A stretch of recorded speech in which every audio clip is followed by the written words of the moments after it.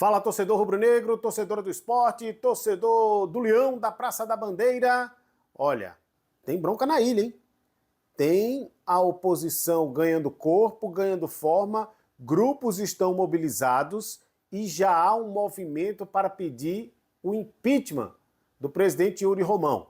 Vou trazer detalhes já já, porque já tem evento pró-impeachment neste fim de semana e você vai acompanhar tudo aqui. Inclusive, nós vamos trazer a palavra.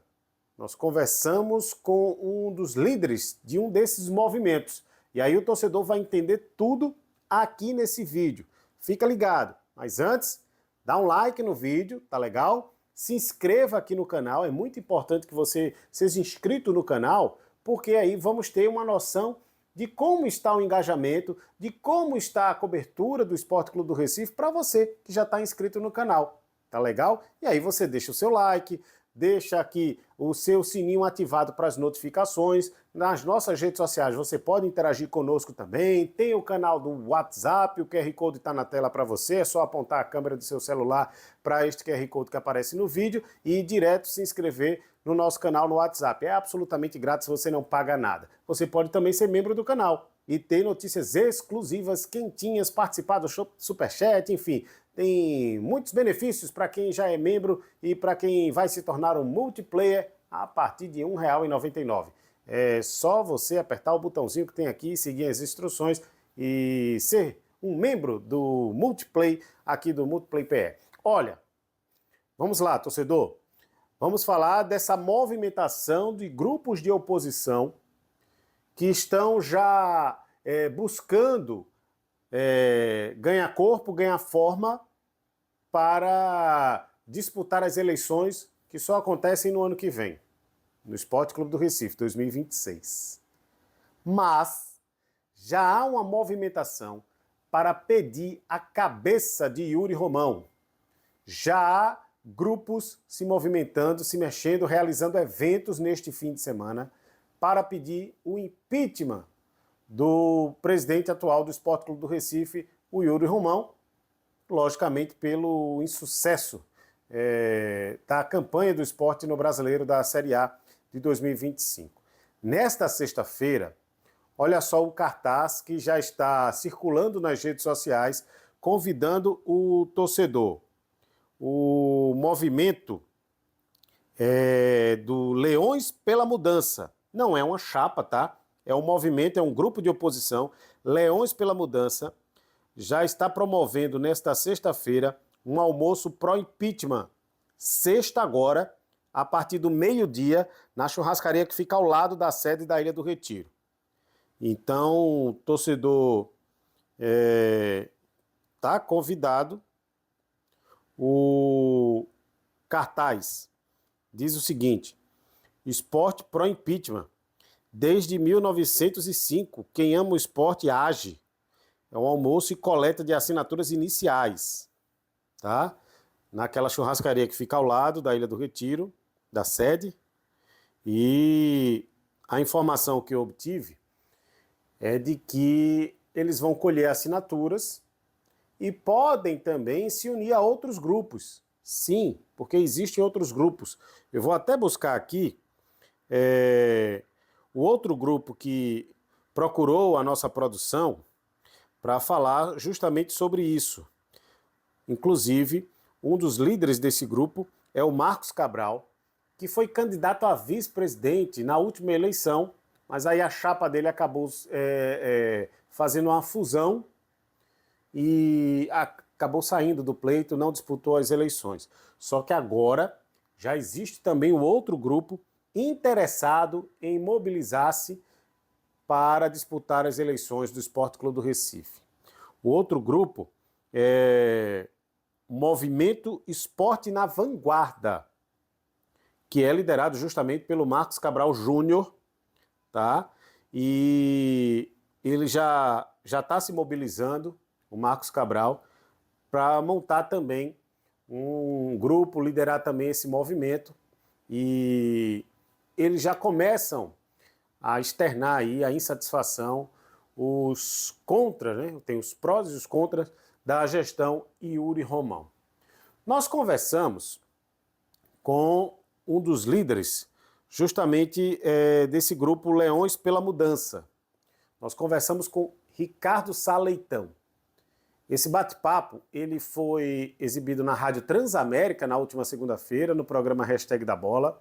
E nós vamos trazer aqui os trechos da conversa para que o torcedor já comece a conhecer quem são os blocos, quem são os movimentos, quais os movimentos que estão sendo feitos de oposição ao Esporte Clube do Recife. Na semana passada, nós vimos aqui, acompanhamos um trecho da entrevista do presidente do Sport, reconhecendo todos os erros. Eu vou resgatar também detalhes já também para a gente ouvir o outro lado. Mas acompanhe atentamente a nossa conversa com o Ricardo Sá Leitão, na Rádio Transamérica de Recife, no programa Hashtag na Bola. Põe no ar. Perfeito. Nós estamos recebendo aqui também o Ricardo Sá Leitão, que ele faz parte de um dos blocos de oposição do Esporte Clube do Recife. Ricardo, desde já eu quero agradecer sua presença aqui e a gente ouvir também as pessoas que estão acompanhando a gestão de Yuri Romão, estão acompanhando o esporte nessa trágica campanha de Série A do Campeonato Brasileiro. E aí, como são muitos blocos, para a gente até identificar quem são as pessoas, quem são os blocos, quem pode informar as possíveis chapas. Hoje você faz parte de que bloco, Ricardo? Boa noite, um abraço, obrigado por ter vindo. Boa noite, um abraço, nossas saudações aos nossos irmãos rubro-negros. De fato, hoje, todo rubro-negro que tem o mínimo de sangue correndo nas veias, sangue rubro-negro correndo nas veias, se opõe a esse momento que o esporte vive. Então, nosso bloco, o bloco que disputou as eleições passadas, né, foi a única chapa de oposição inscrita efetivamente, apesar de ter havido, durante o processo, vários postulantes, mas no decorrer do processo a coisa funilou, só ficaram duas chapas, a nossa e a chapa de Yuri, que acabou se sagrando vencedora. Nosso grupo se chama Leões pela Mudança. Nós temos muitos nomes de vários matizes, né, com experiência, com passagem no clube e, sobretudo, com muita tradição de arquibancada. Né? Eu fui conselheiro vários anos, cheguei a participar da diretoria executiva mais de 10 anos atrás. Fui vice-presidente do Conselho Deliberativo em 2019, 2020. O presidente era o nosso saudoso Fernando Pessoa. Nas últimas eleições, a chapa foi encabeçada por Rafael Arruda, né? Na presidência executiva, o Matheus Fonte Maior, candidato a vice-executivo, eu, candidato à presidência do Conselho Deliberativo, e Cadico Pereira, candidato à vice-presidência, agora presidência do Conselho Deliberativo. Nosso grupo tem muitos nomes de renovação, sem desprezar as lideranças tradicionais, mas assim, nós não temos padrinhos dentro do clube. Né? O fato que a gente sempre nos entristeceu dentro do clube. Aliás, isso se repete mais ou menos em todos os clubes de Pernambuco. Sempre que alguém aparece na vida política do clube, sempre se questiona quem é fulano, quem é ciclano. Esse questionamento nada mais é do que perguntar quem é o padrinho. Ele é parente de quem, ele é amigo de quem, ele é filho de quem. Nossa chapa não foi formada com essa perspectiva. Nós fizemos questão de ter assim, uma pureza de ideais que nos permitisse ter independência na hora de a gente lançar a candidatura. O ideal do profissionalismo, da transparência absoluta, da fidelidade às normas de compliance, né, que são aquela ética empresarial. Né? Antigamente se achava que isso era modismo, que era besteira, que era frescura, mas veio a Lei do Profundo em 2015, veio a Lei Geral do Esporte em 2024, que mandou os clubes e as entidades de administração do desporto se adequassem a esses padrões éticos, padrões legais de conduta. Então, nós lançamos uma candidatura 100% comprometida por si, foi uma condição para que eu participasse da chapa. Eu não vou participar, não abro mão, porque em algum momento você vai ter um choque de ideologias que vai gerar uma fratura dentro do clube. Isso não é bom.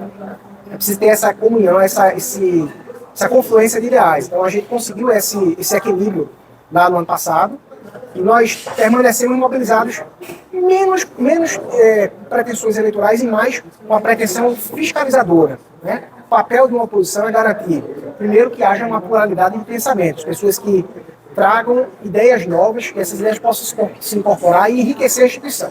E segundo, o papel de fiscalizar. E é nesse papel, acredito, que vocês tenham nos convidado para participar daqui hoje, para saber o que é que nós temos a dizer sobre esse momento do clube. Ô Ricardo, lógico, quando o time vai mal, é comum que as críticas elas se sobressaiam. Mas, eu pergunto a você, algo existe na gestão de Yuri que vocês, de bloco de oposição, elogiem, faça algum tipo de exaltação na parte administrativa? Semana passada recebemos aqui o coordenador de esportes olímpicos. O esporte tem 21 modalidades ativas, em atividade, com competições, o futsal aí contratando jogador campeão mundial de seleção brasileira. Essa questão da recuperação judicial, que o esporte se adiantou junto aos credores, já fez ali aquela projeção de pagamento, né? Está aguardando a homologação do Tribunal de Justiça. Alguma coisa que Yuri tenha feito nessa gestão, antes da gente chegar propriamente no futebol, que pelo menos a oposição reconheça que foi benéfica para o clube? É uma coisa que funciona muito bem, a máquina de propaganda, infelizmente. Ele conseguiu colar em si isso, tendo recrutado profissionais para fazer isso, não é uma coisa orgânica isso. Profissionais de comunicação, para regimentar os influenciadores, para criar, lançar pautas na imprensa que exagerou as virtudes da gestão dele. Então, a máquina de propaganda é excelente. Mas muitos dos méritos que são propagandeados, né, assim dizer, na verdade, eles são fruto dessa máquina. Na Divina Comédia de Dante, né, que o vestíbulo, a porta de entrada do inferno, ela é ocupada pelas pessoas que escolheram neutralidade em períodos de crise. No ano passado, entre outubro e novembro, eu não imaginava minimamente participar de chapa alguma. Saí da política do clube fazia 4 anos, né? Desde que acabou o nosso mandato em 2020. Eu me candidatei à reeleição. Quando saiu a chapa de mim para a reeleição, eu não estava no conselho. Fiquei desiludido, fiquei desgostoso com o ambiente, mas eu era muito cobrado, porque eu só não, né? Os meninos da chapa têm essa responsabilidade também, porque são pessoas que, com o tempo que dedicaram ao clube, com a presença na instituição, com a presença em redes sociais, acabaram gerando uma certa credibilidade, né? Conquistando uma certa credibilidade. E a gente era muito questionado, vocês não vão fazer nada. Percebam que, ano passado, nós fomos subir na Bacia das Almas, né? A gente estava, assim, né, faltando 6 rodadas para o fim da competição, era praticamente certo que o Sport não subisse. Contamos com os tropeços do Novo Horizontino na época, né? Novo Horizontino, ali o Ceará também começou a capengar, mas a gente tinha praticamente selada a nossa sorte. Infelizmente, o pessoal diz que em política, existe um ditado que diz assim, em política o último abraço é o que conta. O que contou foi o resultado do campo.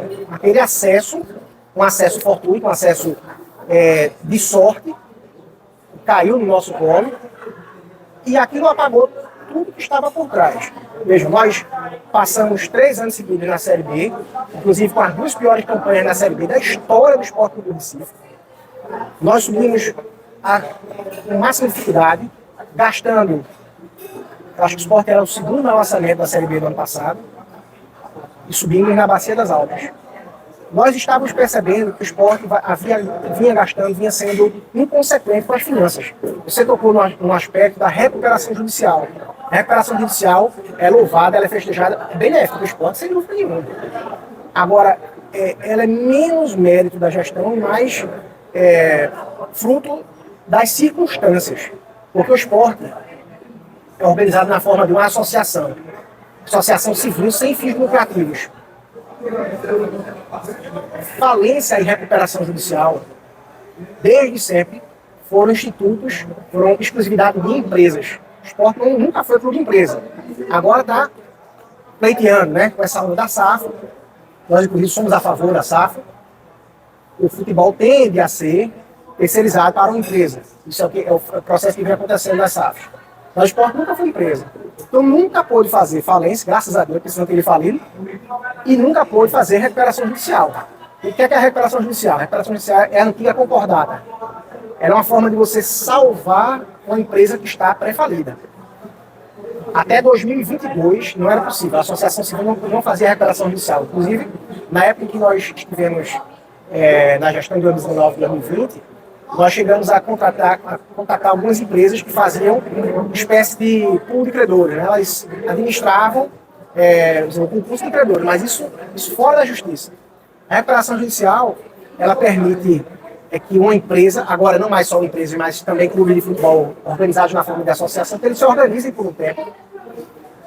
E o grande trunfo dela é parar de pagar suas dívidas. Quando você requer uma recuperação judicial, isso aconteceu com o Sport, Santa Cruz, Náutico, mas antes, os nossos precedentes foram o Cruzeiro, né? Cruzeiro, Curitiba. O que é que se faz? Você entra com a recuperação judicial e pede uma liminar. Trava tudo, né? Aí com a liminar, o juiz autoriza o chamado stay period. Stay period é a paralisação, suspende todo, como diz o Matheus, tudo para trás dentro, né? Tudo para trás, fica sem pagar. É claro que por um período de 6 meses, pode até conseguir mais um pouco de tempo além disso. 6 meses. Durante esses 6 meses, você respira e só paga a despesa corrente. E vai, ao longo desse tempo, fazer um plano de pagamento que é submetido a uma assembleia de credores. Todo mundo. Pode ser o fornecedor de gelo até o jogador mais caro. Todo mundo, ou praticamente todos os credores do clube, entram na recuperação judicial. Com isso, negociam-se parcelamentos e um deságio feroz. O do Sport foi de 80%. Exatamente, foi 70%, 80%.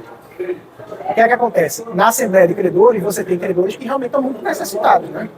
Os empregados, os funcionários que recebem ali o salário mínimo, todo mundo está no bolo. Então, isso foi aprovado lá na Assembleia. Alguns credores podem ficar de fora da recuperação judicial. São chamados créditos extraconcursais. Um dos pontos que nós, inclusive, que nos incomodou foi que entre os credores, veja, ninguém está imputando desonestidade, nem ilegalidade, nem crime, nem roubo, nem malversação de recursos de futebol. Mas um fato que chamou a atenção é que uma empresa de Yuri, da qual ele é sócio, ele, eu acho, tem uma outra sócia com o mesmo sobrenome dele, não sei se é filha, eu não sei qual é o grau do parentesco, também não quero ser leviano para apontar esse grau de parentesco. Mas essa empresa é credora do Sport de 3 milhões, mais ou menos, e ela figurou na lista de credores como credor extraconcursal, quer dizer, o Sport, na hora que fez o pedido de recuperação judicial, disse, olha, essa empresa está fora, ela não vai participar do parcelamento, ela não vai participar da suspensão, ela não vai ter o desconto. Quer dizer, a recuperação judicial é necessária. Qualquer clube hoje no Brasil, praticamente, salvo raríssimas exceções, precisa da recuperação para poder se reerguer. Agora, não é um mérito que a gestão conseguiu. Isso é fruto das circunstâncias, porque deu a sorte de assumir o clube justamente quando mudou essa previsão legal e jurisprudencial, né? Os tribunais passaram a aceitar a recuperação de associações como a Sport, Náutico e Santa Cruz. Ô Ricardo, como é que você avalia essa temporada do Sport Clube do Recife? Conquistou o título pernambucano, mas eliminado na Copa do Nordeste, eliminado na primeira fase da Copa do Brasil. A campanha do Campeonato Brasileiro, logicamente, a gente não sabe nem como classificar mais, né? Porque já se falou tanto sobre isso. E aí, estava nesse papo com o Humberto aqui, tentando enxergar uma evolução do Daniel Paulista, um esforço hercúleo, vamos dizer assim. Mas queria lhe ouvir sobre essa temporada, onde estão os erros do esporte, o que é que poderia ser feito para melhorar daqui para frente. Veja, não é uma temporada isolada.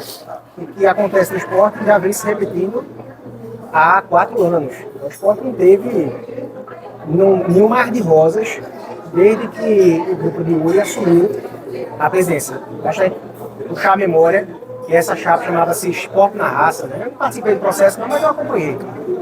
E o carro-chefe deles era o tal de um projeto que ia profissionalizar e ia revolucionar o clube. E eles se apresentavam como dentro do diferencial do profissionalismo. Os primeiros atos que eles fizeram foi inscrever o jogador que estava suspenso. A gente se arriscou a perder pontuação do campeonato. Era um zagueiro que veio do Internacional. Ele veio irregular.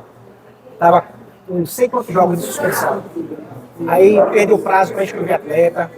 Quer dizer, desde o começo foi lambança em cima de lambança. Né? O título do Campeonato Pernambucano foi um título, assim, que a gente chama de vitória de pirro, né? É aquela vitória que você comemora pela inércia, mas as circunstâncias foram muito vergonhosas, né? Perdendo em casa por Retrô e ganhando nos pênaltis. Pelo menos teve o pênalti perdido do filho do presidente do Retrô. Mas, assim, foram lampejos. O esporte sobra realmente em Pernambuco por conta da diferença de estrutura, da diferença de recursos. Mas esse ano, nosso retrospecto contra adversários, inclusive regionais, é vexatório, né? Na Copa do Nordeste, no próprio Campeonato Pernambucano, a gente não deu um jogo com o Santa Cruz, né? Foi um jogo que não ganhou do Náutico, né? Não ganhou do Náutico. Quer dizer, isso reflete o quê? Primeiro, o perfil de liderança, que é incapaz de delegar e que não tem aquela simplicidade, aquela humildade de reconhecer as próprias limitações. O Yuri nunca foi do mundo do futebol. Eu conheci o Yuri muitos anos atrás no esporte, em 2013. Eu fazia parte da diretoria executiva, ele era o vice-presidente de esportes olímpicos, né, que a gente chamava de esportes amadores. Eu acho até ofensivo com o atleta profissional. Só que o camarada dele de futebol chama de esporte amador. E assim, ele nunca gravitou nesse universo do futebol. Formou um comitê gestor no passado. O Rafael Campos, conheço também, conheço de longo tempo no esporte, nunca foi do futebol, nunca teve passagem pelo futebol. O Guilherme Falcão teve uma passagem muito curta, inclusive com o Arnaldo Barros, né? Então formou uma diretoria, prometeu profissionalismo, mas formou continuamente diretoria de quê? De amigos. Foi com Augusto Carreiras, né, no ano retrasado. E nunca se comprometeu seriamente com a profissionalização do setor. De você trazer o camarada que é do riscado. Você desenhar o setor, que é o departamento de futebol de todo clube grande, todo clube de ponta. Você tem um executivo de futebol, que é o mais alto cargo dentro da diretoria de futebol. Você tem um gerente, que é responsável pela parte burocrata, era o que o falecido saudoso coronel Adelson Vanderlei fazia, né, que era um excelente executivo, excelente gerente. E você tem um coordenador técnico, que é o goleiro, né? É o profissional que faz o elo entre as funções gerenciais e as funções de campo. Então, essa estrutura já faz mais de 10 anos. Eu, menino, quando entrei no Conselho Deliberativo, eu desenhei esse setor. Não foi da minha cabeça. A gente fazia, eu e vários amigos, fazíamos pesquisas, né, sobre o desenho institucional dos clubes, e esse movimento repetia. O esporte foi incapaz de fazer isso.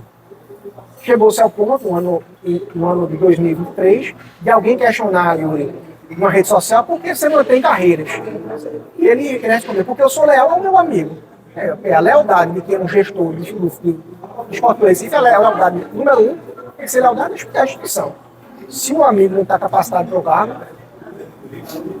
em primeiro lugar. Né? Isso é o que a gente chama de sentimento republicano. O público acima do privado. A instituição acima das pessoas. Então, isso, na verdade, não me surpreende a campanha ruim. Me surpreende a humilhação. A humilhação ao que o torcedor do esporte está sendo sujeitado, está sendo submetido esse ano, é um negócio sem proporções. A gente já está disputando um recorde mundial, né, das principais ligas do mundo, do maior jejum mais longo de vitórias. Agora, você desenhou um organograma do futebol. Hoje não está mais ou menos assim. Hoje tem o diretor de futebol, que é o Ambrosini, tem o Gasparini, que é o executivo, né? E tem de remunerados ele. Não existe mais o diretor estatutário, né? Que o Guilherme Falcão foi o último, que era ainda daquele comitê gestor. E aí vem a comissão técnica, né? Tem o gerente, o administrativo da função do saudoso coronel.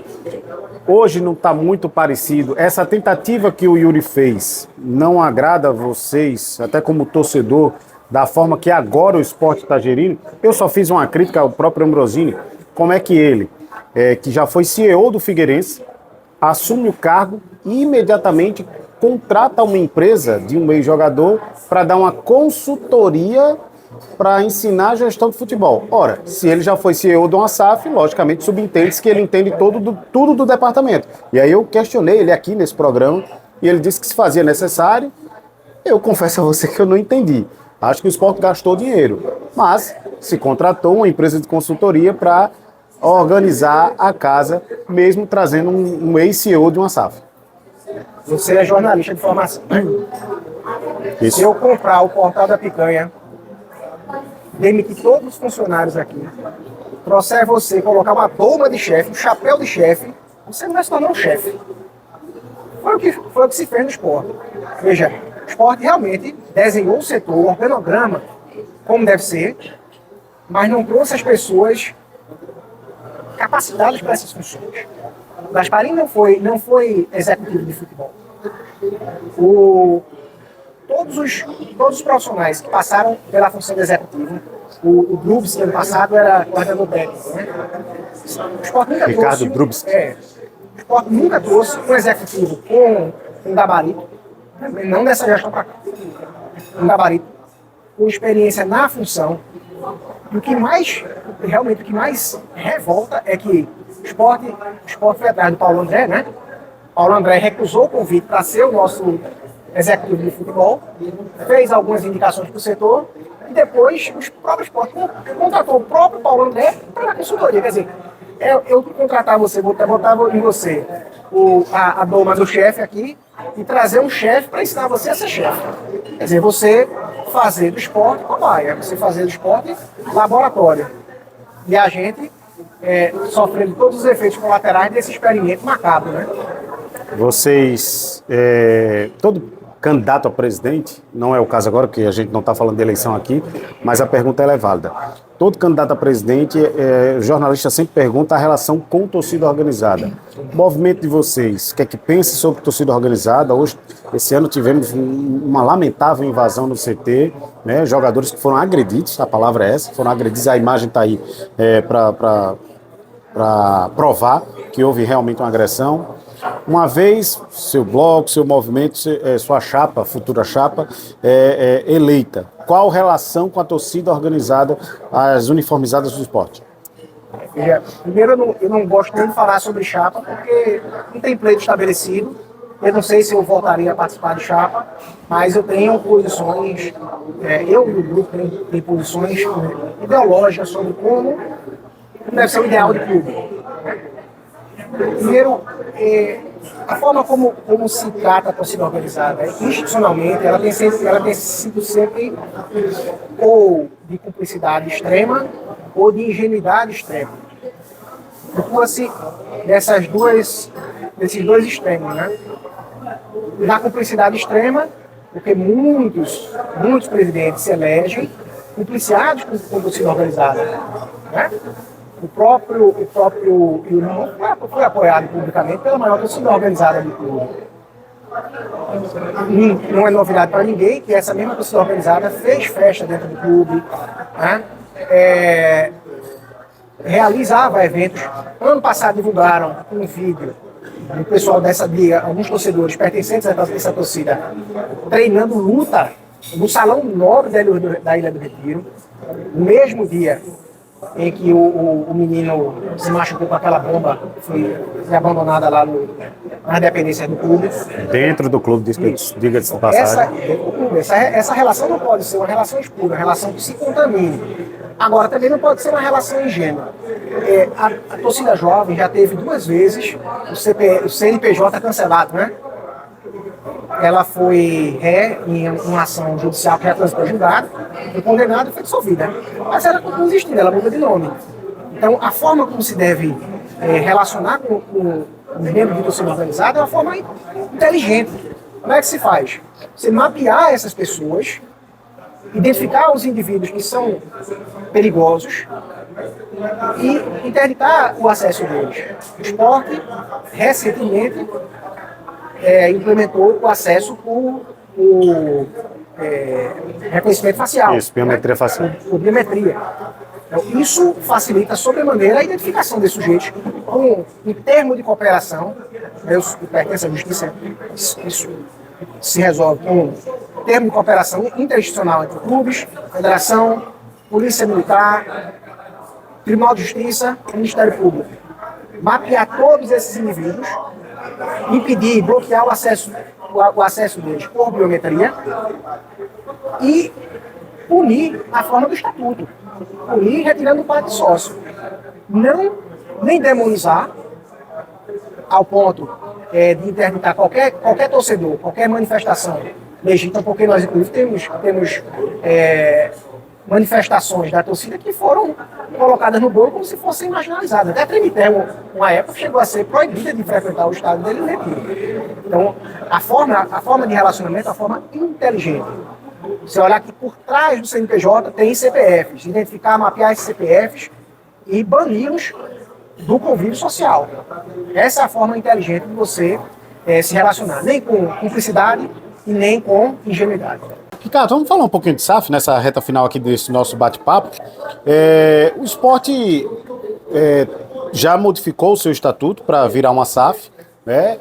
O Yuri chegou até a dizer que já conversou com alguns possíveis investidores, mas formato, o esporte tem a comissão, né? Que tá, até o doutor Ademar Rigueira, ele preside essa comissão da modificação do estatuto para a elaboração de um modelo de SAF.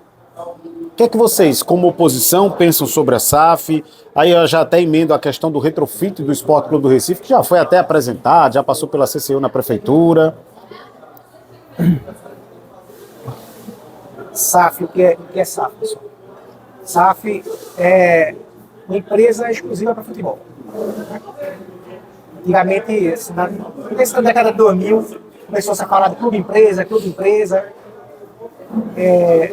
a SAF, um modelo brasileiro que permite que os clubes, que quase todos são organizados como associações civis, sem fins lucrativos, terceirizem o seu futebol. Não é só o time de futebol, mas toda a operação que envolve futebol. Patrocínios, uso do estádio, uso da marca, tudo que diz respeito ao negócio de futebol sai da associação e vai para uma empresa.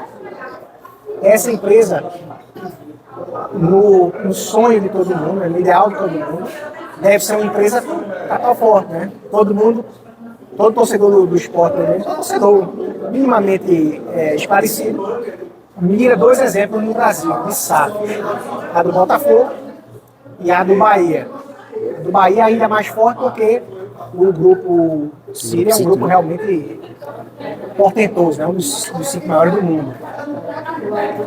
Esse modelo é chamado MCO, né? Que é propriedade de múltiplos clubes. Que é o caso do Grupo City, o grupo do Botafogo. Então, no sonho de todo rubro-negro, está ser adquirido o futebol do esporte por uma empresa desse porte, uma empresa gigante. O torcedor do esporte sonha gigante. O esporte, Mário Júnior tem essa brincadeira, né? O torcedor do esporte tem mania de grandeza, o do Santa tem mania de pobreza e do Náutico mania de perseguição. Né? Realmente, o esporte tem mania de grandeza. Todo mundo quer um investidor e altíssimo porte. Então, como é que você vai conseguir que isso se concretize?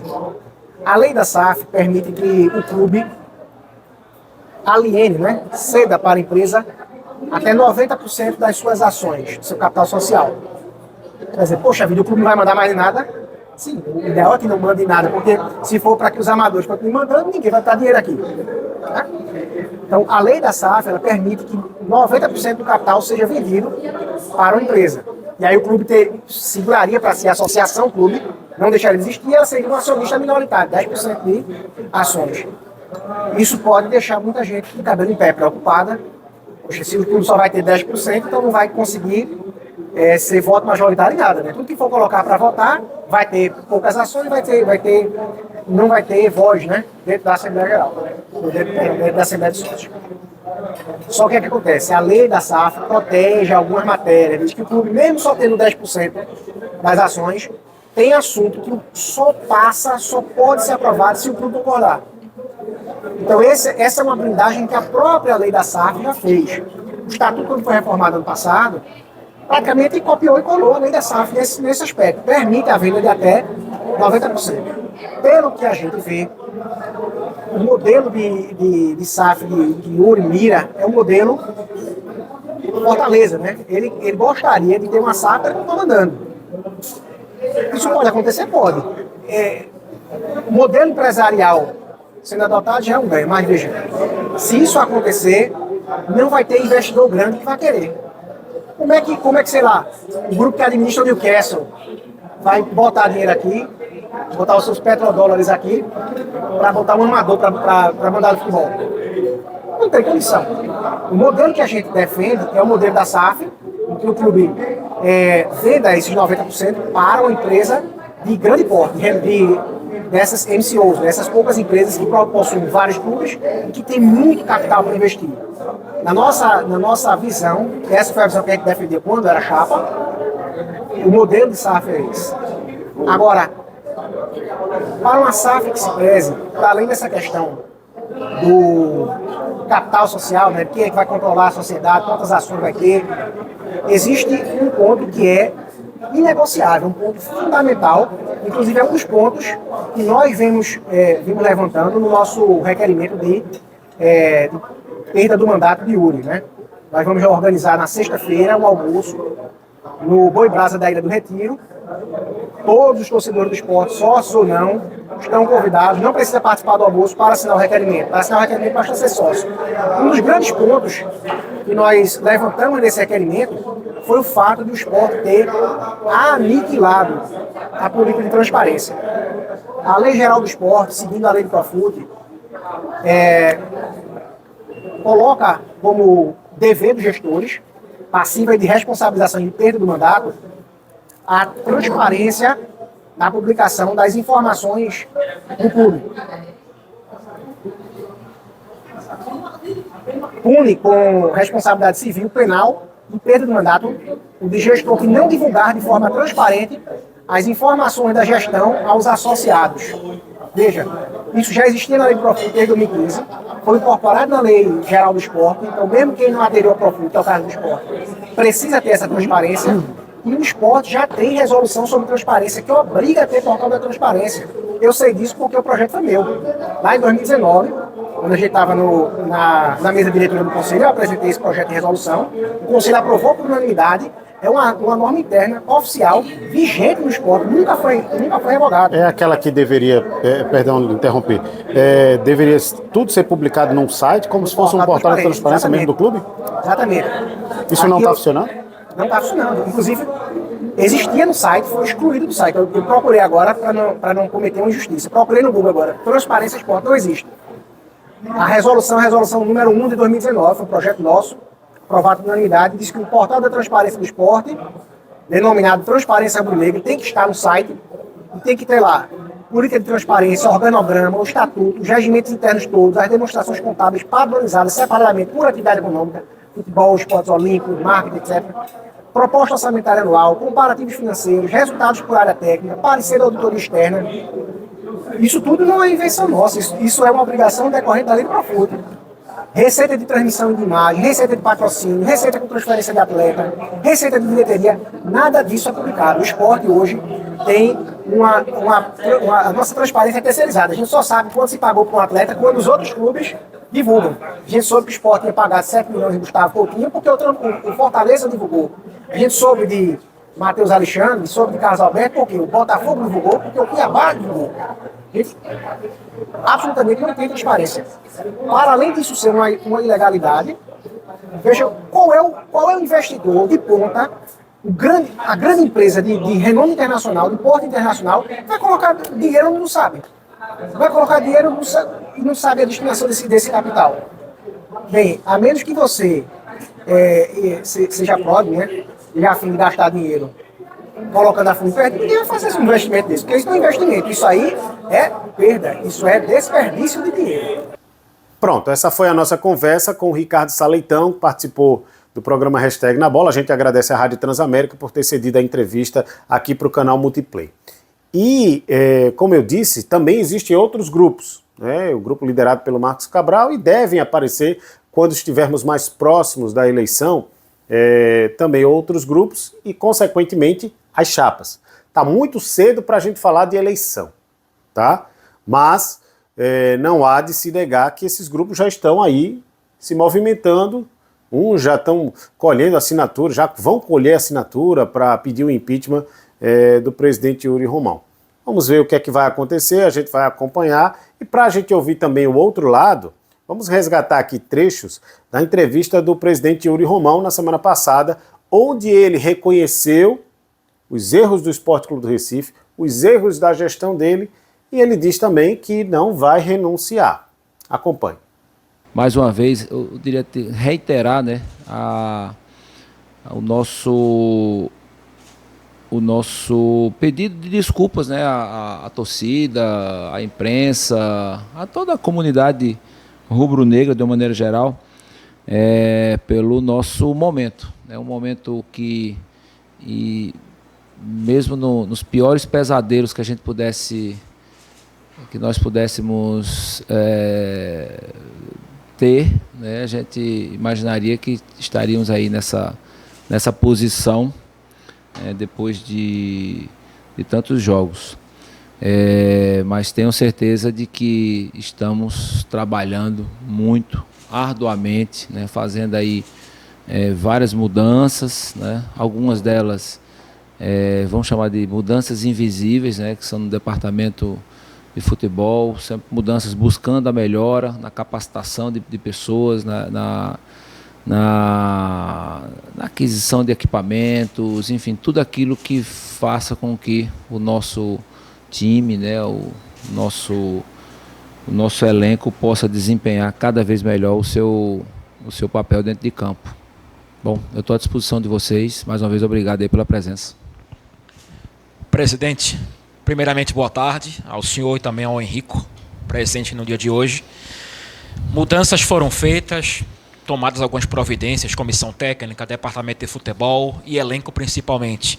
O que ainda pode ser feito para salvar o 2025 do esporte, considerando que o principal objetivo é a permanência, pelo menos a manutenção, para evitar um novo rebaixamento, que claro que nenhum torcedor do esporte quer que o clube volte para a Série B do Campeonato Brasileiro, visto o esforço que foi sair da B e chegar na A em 2025. Obrigado. Obrigado pela pergunta, Paulo. Como você bem colocou, né, muitas mudanças foram feitas.